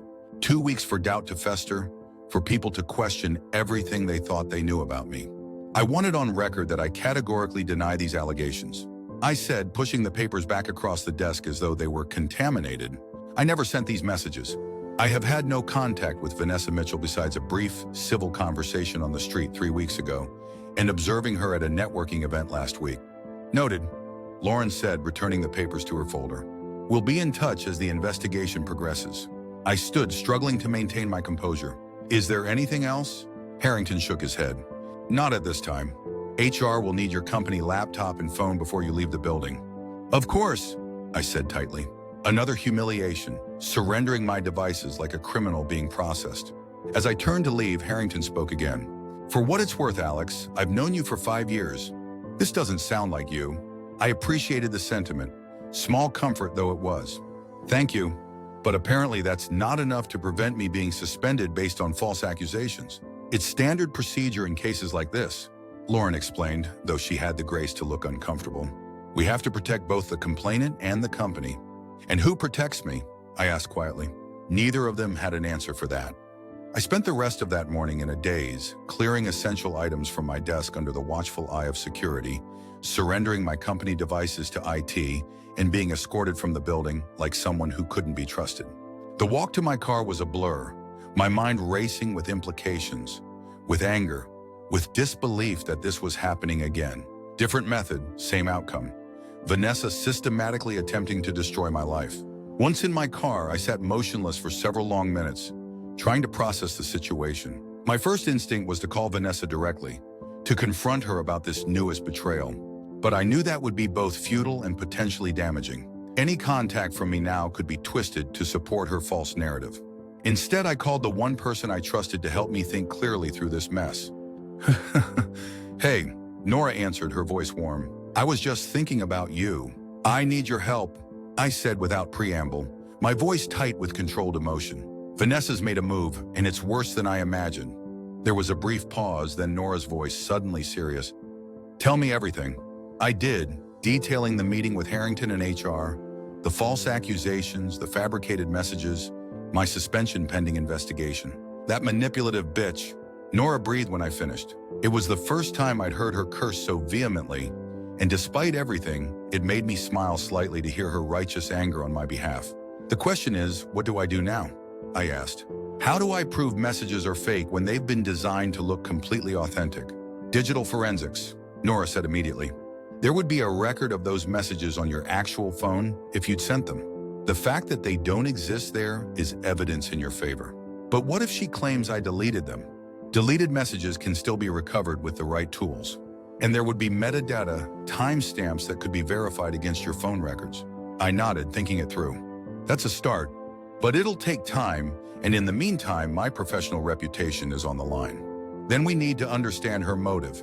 Nora continued, Why now? Why this particular approach? What does she gain? Revenge, I said simply. She tried to destroy my personal reputation, and I countered that by exposing her lies. Now she's going after my professional reputation. Maybe, Nora agreed, but revenge alone seems thin after all this time. There might be something more specific she's after. I considered this, turning over possibilities in my mind. The timing is suspicious. She comes back to town, immediately starts networking with my clients and colleagues, then files this complaint, almost like she's positioning herself for something, Nora mused. Like your suspension creates an opportunity. A cold realization washed over me. Wilson. Gregory Wilson, the client she was talking to at the networking event. His company is about to launch a major rebranding initiative. My team has been working on the proposal for months. And with you out of the picture, someone else would have to take over the pitch, I said slowly. And if Vanessa has been cultivating Wilson, making herself known to him, she could be trying to steer the business elsewhere, Nora finished. To her company or to someone connected to her. It made a terrible kind of sense. Vanessa had always been ambitious, strategic in her career moves. If she could simultaneously get revenge on me and advance her professional interests, it would be exactly her style of efficiency. I need to warn Harrington, I said, reaching for my phone. Make him see what's really happening here. Wait, Nora cautioned. Think this through. If you start making accusations without concrete evidence, you risk looking paranoid and vindictive. exactly what she might want. She was right, of course. Rushing to make accusations would only undermine my credibility further. So what do? I asked, frustration evident in my voice. Just wait while she systematically destroys everything I've worked for? No, Nora said firmly. You fight smart. You gather evidence. You build a case that's so airtight it can't be dismissed. And you do it quickly before any real damage is done. Where do I even start? With what you know for certain. You never sent those messages. So how were they created? Who would have the technical ability to fake texts that convincingly? There's a trail somewhere, and we're going to find it. I took a deep breath, feeling some of my initial panic recede in the face of Nora's calm determination. Okay, I have a friend who works in digital security. I'll start there. Good. And I'll reach out to a colleague who used to work as an investigator for an employment law firm. She might have insights on how to approach this from a legal perspective. For the first time since walking into Harrington's office that morning, I felt a glimmer of hope. This wasn't like the last time, when I'd been blindsided by Vanessa's campaign against me, when I'd floundered for weeks before finding my footing. This time I had knowledge, experience, and most importantly, I had Nora. Someone who believed in me without question and was willing to fight alongside me. Thank you, I said softly, for believing me, for helping me. Always, she replied simply. Now let's get to work. I'll meet you at your place in an hour. The next 2 weeks were among the most intense of my life. By day, Nora and I worked tirelessly to build a case proving my innocence and exposing Vanessa's deception. By night, I battled insomnia and anxiety, my mind racing with worst-case scenarios and contingency plans. My friend Eric, the digital security expert, confirmed what we'd suspected. The text messages were elaborate forgeries. Not simple Photoshop jobs, but sophisticated digital manipulations created using specialized software that could generate fake conversations that looked completely authentic. The good news is that this level of sophistication leaves traces. Eric explained as we sat in his home office, surrounded by computer monitors displaying code I couldn't begin to understand. Metadata inconsistencies, digital artifacts. If you know what to look for, it's detectable. And the bad news? I asked. The bad news is that proving this conclusively requires access to both phones, yours and hers, which she's unlikely to provide voluntarily. Still, Eric was able to prepare a detailed technical analysis demonstrating why the supposed screenshots couldn't possibly be authentic. It was dense, complex material that most HR departments wouldn't be equipped to evaluate fully, but it was something. Meanwhile, Nora's contact in employment law provided invaluable guidance on how to approach the investigation strategically. The key, she emphasized, was to focus not just on disproving the specific allegations, but on establishing a pattern of behavior that would explain Vanessa's motives. Document everything, she advised during a consultation at her office. Every interaction you've had with her since your breakup, every instance where she's attempted to damage your reputation, and most importantly, any evidence of her potential financial or professional gain from your suspension. Armed with this advice, I began compiling a comprehensive timeline. I reached out to friends who had witnessed Vanessa's previous campaign against me, asking them to provide written statements about what they had heard and seen. I gathered the text messages Vanessa had sent me after our breakup, the ones I had eventually shared with friends to counter her lies, as evidence of her history of deception and manipulation. Most significantly, through discreet inquiries via mutual connections, I discovered that Vanessa's financial services firm had recently formed a strategic partnership with a rival marketing agency, one that was also pursuing the Wilson account that my team had been positioned to win. The picture was becoming clearer. This wasn't just about revenge. It was about removing me as an obstacle to a lucrative business deal. Personal vendetta and professional ambition, perfectly aligned. By the time I was scheduled to meet with HR for a formal interview as part of their investigation, I had assembled a compelling counter-narrative supported by substantial evidence. "You've done amazing work," Nora said the night before my interview, as we sat surrounded by the files and documents we'd assembled. They'd be fools not to see the truth. HR investigations aren't always about finding the truth. I pointed out, they're about limiting liability for the company. Then we make it clear that the greater liability lies in believing Vanessa's lies. She replied pragmatically. We show them that she has a history of false accusations, a clear motive for targeting you now, and the means to fabricate the evidence she's presented. I nodded, taking comfort in her confidence. I just keep thinking about how differently this could have gone if I hadn't already been through something similar with her. If I hadn't learned from that experience how to fight back effectively, that's what growth looks like. Nora said, squeezing my hand. Taking painful experiences and transforming them into wisdom. Her words stayed with me as I prepared for bed, trying to quiet my mind enough for sleep. There was truth in what she said. My experience with Vanessa's first campaign of lies had changed me, had made me more cautious, yes, but also more resilient, more strategic, more determined not to be victimized again. If there was any silver lining to that painful chapter, perhaps it was the strength I had developed to face this new challenge. The interview with HR the next morning was lengthy and thorough. Lauren and an external investigator hired by the company questioned me for over 3 hours about my relationship history with Vanessa, our interactions since the breakup, and my categorical denial of the text messages. I presented my evidence methodically, starting with Eric's technical analysis of why the screenshots couldn't be authentic, moving to the statements from friends who had witnessed Vanessa's previous false accusations, and finally revealing what I had discovered about her professional connections to my company's competitor. This is quite comprehensive, the external investigator noted, reviewing the materials I had provided. Most people facing these kinds of allegations don't come with this level of documentation. Most people haven't already experienced a similar campaign of false accusations from the same person. I replied, I learned from that experience to document everything and to look beyond the immediate allegations to the underlying motivations. Lauren, who had been quietly observing, finally spoke. We've reviewed your company phone records, she said. There's no evidence of any text messages sent to Vanessa Mitchell's number in the past year. I nodded, unsurprised but relieved at this confirmation. As I said from the beginning, I never sent those messages. We also spoke with Gregory Wilson, the investigator added. He confirmed meeting Miss Mitchell at the networking event and subsequent discussions about potentially directing some business to her firm's partner agency. Another piece of confirmation.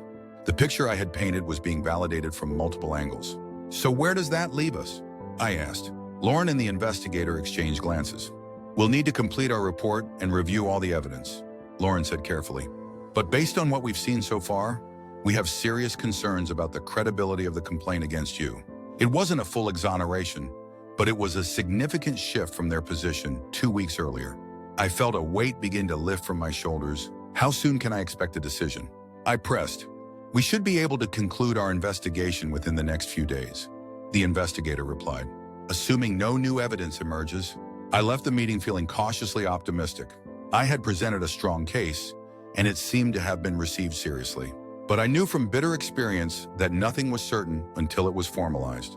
As I walked to my car, my phone buzzed with a text from an unknown number. I opened it, then stopped abruptly in the middle of the sidewalk. I underestimated you. Again. This isn't over. Vanessa. It had to be Vanessa. My heart pounded as I stared at the message. Was it a threat? A warning? Or simply the frustration of someone whose scheme was unraveling? I took a screenshot of the message before blocking the number, then forwarded it to Lauren with a brief note. Received this immediately after our meeting today. Thought you should be aware. Her response came quickly. Thank you for sharing. Please forward any other contact of this nature. I continued to my car, unsettled by the message but also oddly strengthened by it. Vanessa was rattled. She had expected her accusations to be accepted at face value, for me to be blindsided and unprepared as I had been with her first campaign. Instead, she had found herself facing a coordinated, evidence-based defense that was quickly exposing her deception. For the first time in 2 weeks, I allowed myself to believe that this nightmare might actually be coming to an end. 3 days later, I received a call from Thomas Harrington. We'd like you to come in tomorrow morning, he said, his tone noticeably warmer than during our last conversation. The investigation has been concluded. And the findings? I asked, trying to keep my voice steady. We'll discuss everything in person, he replied, professionally non-committal. But I think you'll be satisfied with the outcome. It wasn't the explicit confirmation I'd hoped for, but his tone suggested good news. I thanked him and agreed to the meeting time, then immediately called Nora to share the update. That sounds promising, she said. If they were going to terminate you, Harrington wouldn't be the one making the call, and he certainly wouldn't hint at a satisfactory outcome. I think you're right, I agreed. But I won't really believe it until I hear the words directly. Want me to come with you? Wait outside for moral support? Her offer touched me deeply. Thank you, but I think this is something I need to do alone. But maybe we could meet afterward. Celebrate if it's good news, commiserate if it's not. Absolutely, she assured me. I'll be ready for either scenario, though I'm betting heavily on celebration. The next morning, I dressed carefully in one of my best suits, not out of vanity, but as armor. Whatever the outcome of this meeting, I wanted to face it looking composed, professional, unbroken by the ordeal of the past 2 weeks. When I arrived at the office, the atmosphere was noticeably different from my last visit. Colleagues smiled and greeted me, several stopping to say they were glad to see me back. It seemed word had already spread that my return was expected. In Harrington's office, I found him seated with Lauren and the external investigator. Their expressions were serious but not grim, another encouraging sign. "Thank you for coming in, Alex," Harrington began once I was seated. "As I mentioned on the phone, we've completed our investigation into the complaint filed against you." I nodded, waiting. After thorough review of all available evidence, the investigator continued, including technical analysis of the alleged text messages, company phone records, witness statements, and subsequent information that came to light. We have determined that the complaint against you cannot be substantiated. Relief washed over me, so powerful I had to take a deep breath to steady myself. "Thank you for conducting a fair and thorough investigation," I managed to say. "Furthermore," Lauren added, "we have evidence suggesting the complaint was filed with malicious intent and based on fabricated materials." "Wow, what does that mean practically?" I asked, wanting absolute clarity. "It means your administrative leave is ended, effective immediately," Harrington stated. "You'll be restored to your position with no record of this incident in your personnel file.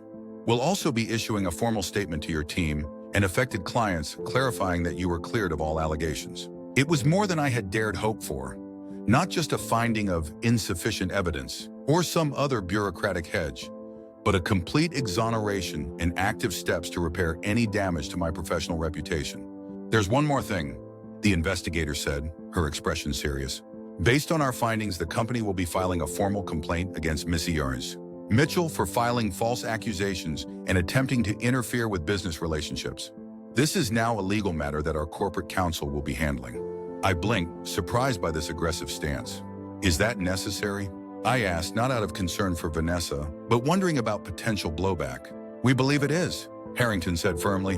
"What she attempted goes beyond a personal vendetta. It was a deliberate attempt to damage our company by removing a key team member at a critical time and potentially directing business to a competitor. We take that very seriously." I nodded, understanding the business rationale even as I contemplated the personal implications. Vanessa would now be facing professional consequences of her own, potentially serious ones. "What do you need from me for that process?" I asked. "We'll let you know if anything additional is required," Lauren assured me. "For now, we have enough to proceed." As the meeting concluded with discussions of my return schedule and pending projects, I felt a complex mix of emotions. Relief, certainly, vindication, but also a certain weariness at having had to fight this battle at all, and an awareness that Vanessa's text message, "This isn't over," might yet prove prophetic, albeit not in the way she had intended. My return to work was surprisingly smooth. Harrington had been true to his word, issuing a clear statement to my team and affected clients about the false nature of the allegations against me. Colleagues were supportive, if occasionally awkward in their attempts to avoid directly mentioning what had happened. The Wilson account, which had been my primary concern, was still in play. The pitch had been delayed due to my absence, but not redirected to another agency, as Vanessa might have hoped. With focused effort from my team, we were able to quickly get back on track. As for Vanessa herself, I heard nothing directly. According to industry gossip that inevitably made its way to me, she had been placed on leave from her own company pending investigation of her actions. The partnership between her firm and the rival marketing agency had been put on hold. Her professional reputation, which she had risked in her attempt to destroy mine, was now in serious jeopardy. I took no pleasure in this development. Whatever satisfaction I might once have felt at seeing Vanessa face consequences had been replaced by a weary desire for the whole saga to simply end. I wanted to move forward, to focus on rebuilding my career momentum, on developing my relationship with Nora, on living my life free from the shadow of past betrayals. For several weeks, it seemed that might actually be possible. Work returned to normal. Nora and I grew closer, spending most evenings and weekends together. The investigation into Vanessa's false allegations progressed quietly in the background, requiring minimal input from me beyond a formal statement to the company's legal team. Then on a rainy Tuesday evening, as I was preparing to leave the office, I received a call from a number I didn't recognize. "Is this Alex Mitchell?" a female voice asked when I answered. Yes, I replied cautiously. Who's calling? My name is Dr. Elaine Carter. I'm a psychiatrist at Mercy General Hospital. I'm calling about Vanessa Mitchell. You're listed as her emergency contact. My heart skipped a beat. There must be some mistake. Wait, we're not? We haven't been together for almost a year. I understand, Doctor, Carter said, her voice gentle but firm. But you are still listed in her records, and she specifically asked that we contact you. What happened? I asked, a knot forming in my stomach. Mendez. Mitchell was brought in earlier today after an incident. She's physically stable, but she's been placed on a psychiatric hold for evaluation. The implication was clear even without explicit details. Vanessa had harmed herself or attempted to. I'm not sure what you expect me to do, I said carefully. As I mentioned, we're no longer in a relationship, and our recent interactions have been problematic. She's asking to see you, Doctor, Carter said simply. Obviously, this is entirely your choice. I'm simply relaying the request as part of my professional obligations. I closed my eyes, conflicting emotions washing over me. Concern for a person in crisis, wariness about being drawn back into Vanessa's orbit, anger at the position I was being put in. Can I think about it and call you back? I asked finally. Of course, Doctor, Carter replied, giving me her direct number. Take whatever time you need to consider. Just know that she's safe and receiving appropriate care regardless of your decision. After ending the call, I sat motionless at my desk, trying to process this unexpected development. My first instinct was to refuse the request outright. After everything Vanessa had done, the multiple attempts to destroy my life, why should I expose myself to further manipulation? Her emotional state, while concerning, wasn't my responsibility. And yet, something held me back from an immediate refusal. Perhaps it was the lingering remnants of the care I had once felt for her. Perhaps it was simple human compassion for someone clearly in crisis. Or perhaps it was the need for true closure that could only come from facing her directly one final time. I called Nora, needing her perspective before making a decision. That's a lot to process, she said after I'd explained the situation. What does your gut tell you?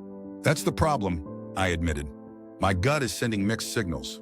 Part of me says to stay far away.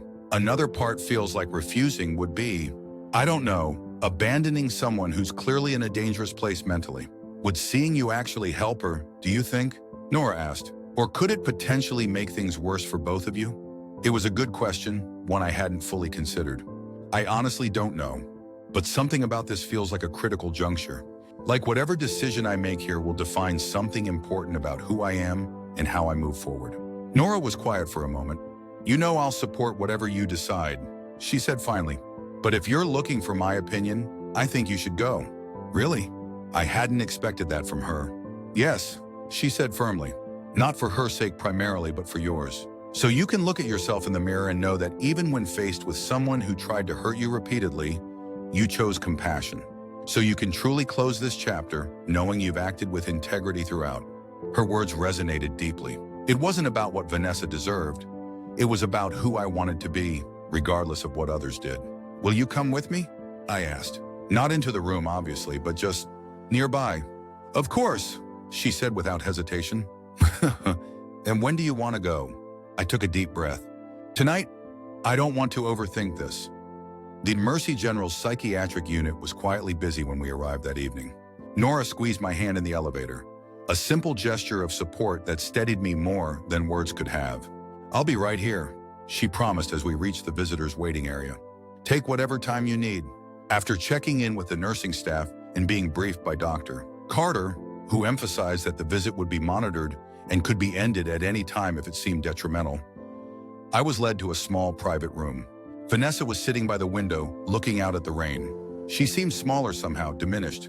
Her hair, which had been styled in a sleek bob when I'd last seen her, was pulled back in a simple ponytail. She wore hospital-issued clothes, loose pants and a t-shirt. Without makeup, the shadows under her eyes were pronounced. She turned as I entered, her expression shifting rapidly from surprise to something more complex. Relief, shame, uncertainty. You came, she said softly. I wasn't sure you would. I wasn't sure either, I replied honestly, taking a seat across from her, maintaining a careful distance. Thank you. Her voice was barely above a whisper. I know I have no right to ask anything of you.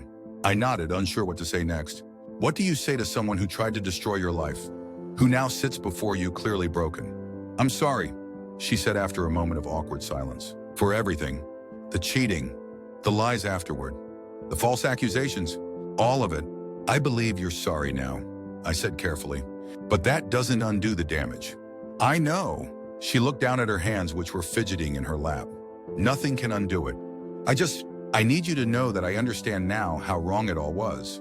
How sick. What happened, Vanessa? I asked, not referring to her most recent actions, but to the whole pattern of behavior. We were good together once. What changed? She was quiet for so long I thought she might not answer. Then, still looking at her hands rather than at me, she began to speak. I've been working with a therapist since before I left town the first time, trying to understand why I do the things I do. Why I sabotage relationships, why I cheat, why I lie. She took a shaky breath. We've been exploring some childhood stuff, patterns from how I grew up, abandonment issues from my father leaving. I nodded, listening. But that's not an excuse, she continued, finally looking up at me. Plenty of people have difficult childhoods without becoming manipulative or vindictive.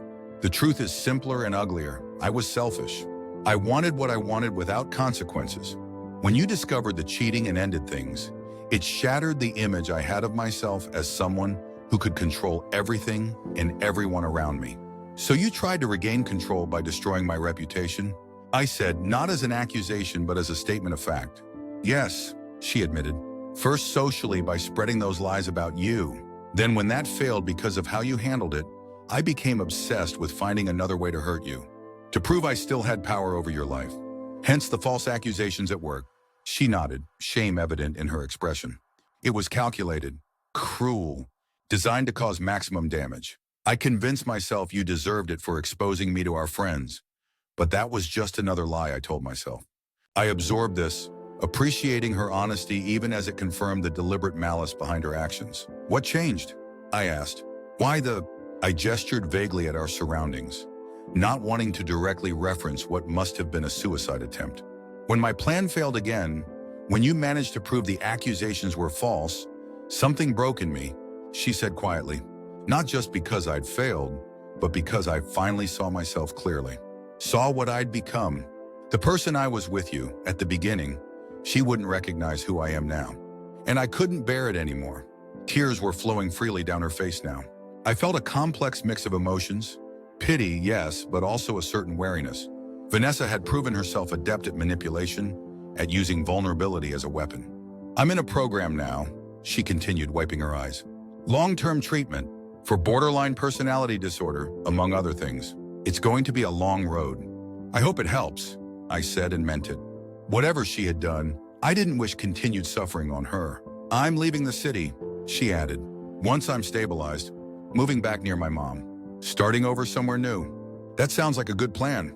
We sat in silence for a few moments, the rain tapping gently against the window. There was a strange peace in the room now, as though the act of speaking painful truths had cleared some of the toxic energy between us. I didn't ask you here for forgiveness, Vanessa said eventually. I know that's too much to expect, and probably not even healthy for either of us. Then why did you want to see me? I asked. To tell you it's really over this time, she said simply. No more schemes, no more attempts to hurt you. To tell you that I see now how wrong I was in everything. And to thank you for coming, even though you had every reason not to. I studied her face, looking for signs of deception or manipulation. But all I saw was exhaustion, shame, and a flicker of something that might have been the beginning of self-awareness. I hope you find peace, Vanessa, I said, finally rising from my chair. I truly do. She nodded, fresh tears spilling. The girl you met, the one you fell in love with, she was real, Alex. Not everything was a lie. I believe that, I said. But we can't go back to who we were then. Too much has happened. I know. She attempted a smile through her tears. Be happy, okay? You deserve that. As I turned to leave, she spoke once more. Is there someone new? I paused, considering whether to answer. Finally, I nodded. Yes. Her name is Nora. Is she good to you? Yes, I said simply. She is. I'm glad, Vanessa replied. And the surprising thing was that she seemed to mean it. I left the room with a strange lightness, as though a weight I hadn't fully acknowledged had finally been lifted. Not forgiveness exactly. Some wounds run too deep for simple forgiveness, but something like true closure. an ending that allowed for new beginnings. Nora was waiting where I'd left her, rising immediately when she saw me. "How was it?" she asked, searching my face with concern. "Surprisingly healing," I admitted as we walked toward the elevators. "For both of us, I think." "I'm proud of you," she said, squeezing my hand. "That couldn't have been easy." "It wasn't," I agreed, "but it was necessary. A final chapter that needed to be written before the book could truly close." As we stepped out into the rainy night, I felt a profound sense of completion. The Vanessa chapter of my life was finally truly over. Not with the dramatic justice of exposed lies or professional consequences, but with something quieter and ultimately more powerful. The mutual recognition of truth, of harm done and acknowledged, of separate paths forward. 1 year later, life had settled into a rhythm that would have been unimaginable during those turbulent months of Vanessa's deceptions. My career had not only recovered but flourished. The Wilson account had been secured and had led to several other major clients. The false accusations had become a distant memory, occasionally referenced in hushed tones by new employees who'd heard rumors but never directly experienced the events themselves. Vanessa had kept her word about leaving. According to a mutual friend who still occasionally heard from her, she was living in a small town near her mother, working remotely for a financial services firm and continuing with intensive therapy. She had made no attempts to contact me since our meeting at the hospital, respecting the boundaries that had finally, belatedly been established. As for me, the most significant change had nothing to do with work or past relationships. It had everything to do with the woman currently sitting across from me at an outdoor cafe, sunlight catching in her curly auburn hair as she studied the dessert menu with serious concentration. "The chocolate thing or the caramel thing?" Nora mused, narrowing her eyes at the options. "This is a decision with serious implications for our future happiness." I laughed, reaching across the table to take her hand. "I think our future happiness is secure regardless of dessert choice." She smiled, squeezing my fingers. "Easy for you to say. You already know what you're getting." I did indeed. The same thing I ordered every time we came to this particular cafe. Creatures of habit, we establish our patterns and stick to them. Some patterns, at least. The good ones. "Get both," I suggested. "We can share." Her eyes lit up. "This is why I keep you around. Brilliant problem-solving skills." As she placed our order with the passing waiter, I found myself studying her face, marveling at how familiar it had become in just 18 months. The curve of her smile, the small scar near her left eyebrow from a childhood accident, the way her nose crinkled when she laughed, all details I had memorized, treasured. We'd moved in together 3 months ago, combining our lives and belongings into a new apartment that was truly ours, untainted by memories of previous relationships or difficult times. The process had been surprisingly smooth, our styles and preferences complementing rather than clashing. "You're staring," Nora observed, breaking into my thoughts. "Do I have something on my face?" "Just your face on your face," I replied. "I happen to like looking at it." She rolled her eyes, but her smile widened. "Smooth talker. What are you really thinking about with that serious expression?" "How different everything is now compared to this time 2 years ago," I admitted. "How much has changed?" "For the better? Immeasurably." Our desserts arrived, her chocolate and caramel confections, my predictable cheesecake. We ate in comfortable silence for a few moments, enjoying the spring afternoon, the gentle bustle of the cafe around us. "I got a strange email this morning," Nora said eventually. "From Vanessa." I froze, fork halfway to my mouth. "What?" "Don't worry," she assured me quickly. "Nothing dramatic or concerning. Just a short note." "What did it say?" I asked, setting down my fork. "She apologized for any pain she caused me indirectly through what she did to you. Said she's continuing to work on herself and wanted to make amends wherever possible. She wished us both happiness." I absorbed this information, surprised but not alarmed. "That's unexpected." "I thought so too," Nora agreed. "But it seems sincere. Part of her recovery process, I imagine." "Did you respond?" She nodded. Briefly, I thanked her for the message and wished her well in her continued healing. Kept it simple and civil. I reached for her hand again, overwhelmed with gratitude for her steadiness, her emotional intelligence, her ability to navigate complex situations with grace. "You're remarkable, you know that?" "I have my moments," she said with a small smile. Speaking of moments, she reached into her bag and pulled out a small wrapped package, sliding it across the table to me. "Happy anniversary." "Anniversary?" I blinked, mentally calculating dates. "Of what?" Of the night we met, she explained. At the bar, 1 year ago today, I stared at her, genuinely surprised. You remembered the exact date? One of us had to, she teased. Open it. I unwrapped the package carefully to find a small, elegant photo frame. Inside was a business card. Her business card, the one she'd given me that first night with Call Me, written on the back in her neat handwriting. You kept this? I asked, touched by the gesture. Of course I did, she said softly. It was the beginning of something important. Looking at the card, preserved now as a memento of our first meeting, I was struck by the strange, winding path that had led me to this moment. The pain of Vanessa's betrayal, the struggle to reclaim my reputation and rebuild my life, the unexpected encounter with Nora that had changed everything. All of it had been necessary to bring me here, to this sun-dappled cafe table, to this woman who had shown me what true partnership could be. I reached into my pocket, fingers closing around the small velvet box I'd been carrying for weeks, waiting for the perfect moment. Perhaps the perfect moment was now, in this ordinary, extraordinary afternoon, surrounded by the gentle hum of life continuing around us. I actually have something for you too, I said, my heart suddenly racing. I wasn't planning to do this today, but maybe it's fitting, on the anniversary of when we met. I moved from my chair to one knee beside her, opening the box to reveal the ring I'd chosen with such care. A simple, elegant design with a center stone that caught the sunlight and scattered it into tiny rainbows. Nora's eyes widened, her hand flying to her mouth.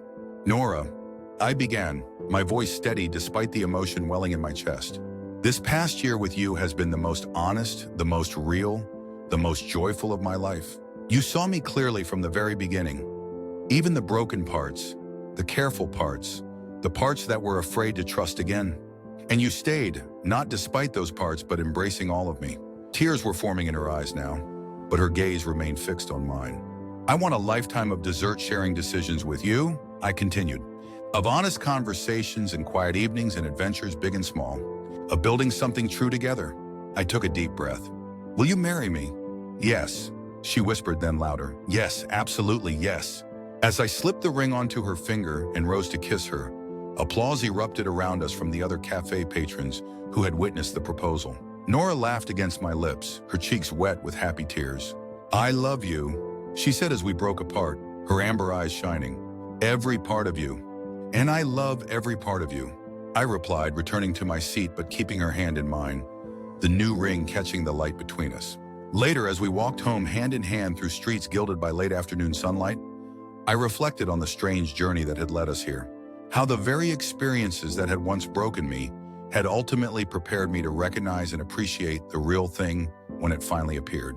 Vanessa's betrayal and subsequent campaign to destroy me had once seemed like the defining trauma of my adult life.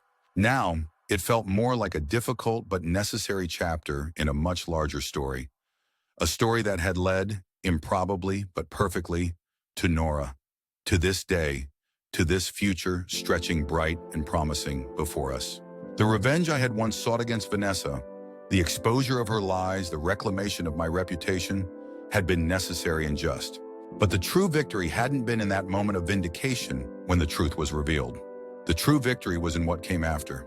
The healing, the growth, the capacity to love and trust again, despite knowing how badly it could hurt. As we reached our building, Nora paused on the steps, turning to face me with a smile that still made my heart skip. What are you thinking about with that philosophical expression? She asked, reaching up to touch my cheek. That sometimes the best revenge isn't revenge at all, I said softly. It's living well, loving deeply, and finding happiness despite everything that tried to break you. I'll drink to that, she replied, standing on tiptoe to kiss me. Later, though. Right now, we have phone calls to make, celebrations to plan. I laughed, following her up the stairs toward our home, toward our future. Lead the way. I'm right behind you. No, she corrected, taking my hand firmly in hers. You're right beside me. Yeah, where you belong. And she was right, as she so often was. Not behind, not ahead, but beside each other, equals, partners, traveling companions on a journey that had only just begun. Whatever challenges lay ahead, whatever storms might come, we would face them together, strengthened rather than weakened by the trials of the past. The text message I had sent that one evening, screenshots of Vanessa's contradictory words, exposing her campaign of lies, had felt like perfect justice at the time. But standing here now, with Nora's hand in mine and a lifetime of possibilities before us, I understood that the truest, most perfect revenge had been this: becoming whole again, finding joy again, loving again, not in spite of what had happened, but because of it. Not by forgetting the past, but by transforming it into wisdom, into resilience, into the capacity for a deeper and more authentic love than I had ever known before. As we stepped through our front door, into the home we had built together, I knew with absolute certainty that the story that had begun with betrayal and revenge had transformed into something far more powerful and enduring. A story of healing, of growth, of love found in the aftermath of loss. And that, in the end, was the most perfect revenge of all.